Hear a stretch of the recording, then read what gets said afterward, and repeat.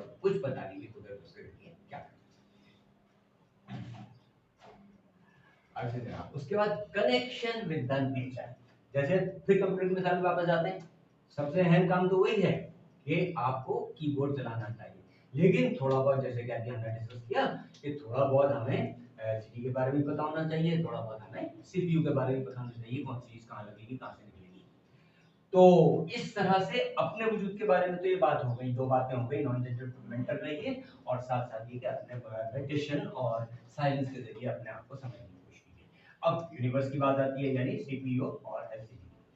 तो connection with the nature, जब हम आजकल खास तौर पे जो मॉडर्न कल्चर है उसमें हम ऐसी जिंदगी गुजार रहे हैं कि हम मुस्तकिल एक मसनूई माहौल में रहते हैं। हमें ठंडक चाहिए तो हम एसी चला लेते हैं, हमें और मुस्तकिल हम किसी ना किसी रूम में रहते हैं, तो घर में रहते हैं तो रूम में रहते हैं, ऑफिस में होते हैं तो रूम में रहते हैं, हम नेचुरल और फितरी माहौल में जाते ही नहीं।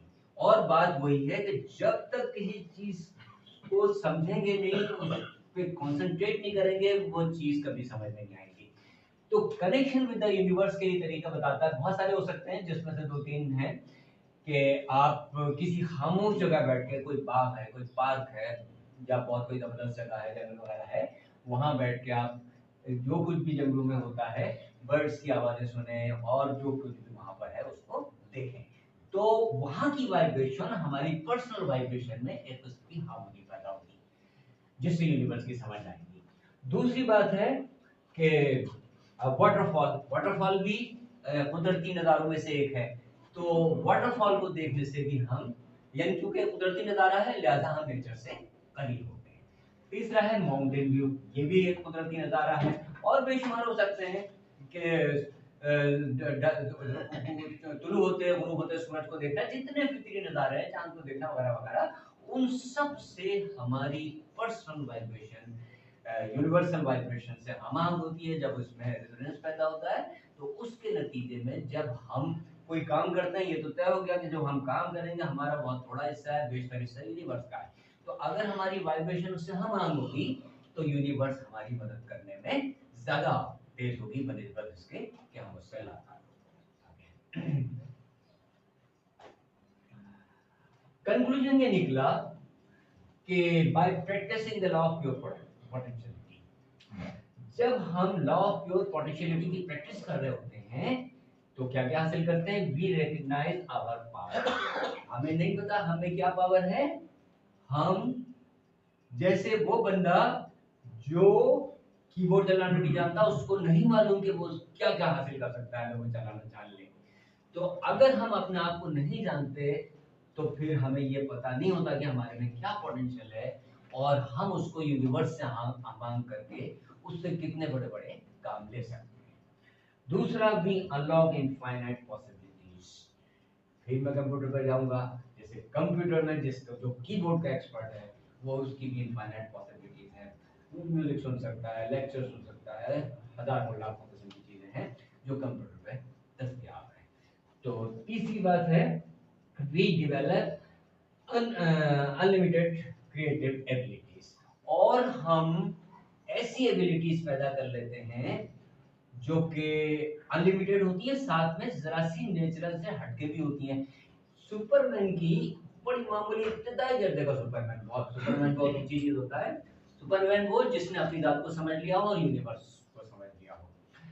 बहरहाल एक बहुत ही कम दर्जे का सुपरमैन होता है, ये कराटे एक्सपर्ट, एक हाथ मारता है एक टूट गई, जो कि एक आम इंसान के लिए नामुमकिन है। वो भी आम इंसान ही होता है, लेकिन इन लॉस को किसी हद, इस लॉ को किसी हद तक प्रैक्टिस किया हुआ होता है उसने। तो इतने छोटे दर्जे पे ही एक इंसान में की सलाहियत आती है। और अगर जो लोग आगे जाते हैं, साधु संतों गुरु सूफी, लोग तो जाहिर है कि बहुत बड़े बड़े काम करते हैं।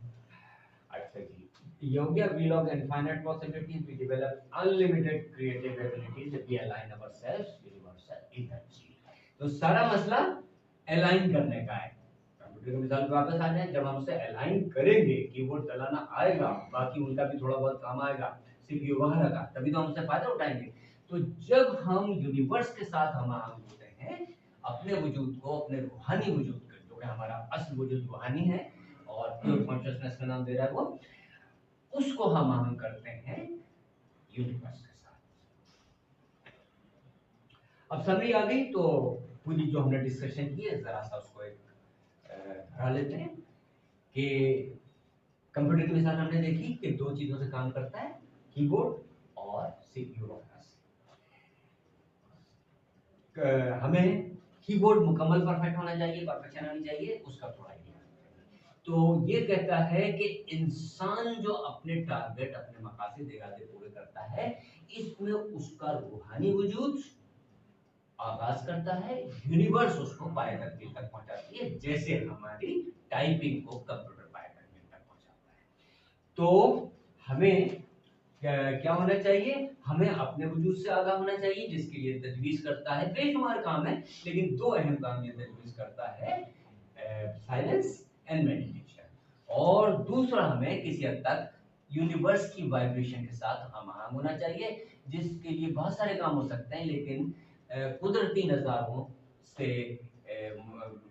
ताल्लुक़ रखना या उनसे उनका तजर्बा करना, जैसे परिंदों की चहचहाट, सूरज का निकलना डूबना, चांद का मुआयना और आबशार का मुतालिया, ये तमाम चीज़ें हमें यूनिवर्स की वाइब्रेशन से हमआहंग करती हैं। और तो जब हमारी वाइब्रेशन उसकी वाइब्रेशन से जो है रेजोनेट कर जाती है, हमआहंग हो जाती है, तो फिर हमारे इरादे और मकासद आम आदमी के मुकाबले में, या जब हम भी उससे पहले आदमी हैं के मुकाबले में कहीं ज़्यादा और कहीं ज़्यादा तादाद में और कहीं ज़्यादा मिक़दार में पूरे होते हैं। यह है कि first law of pure potentiality bye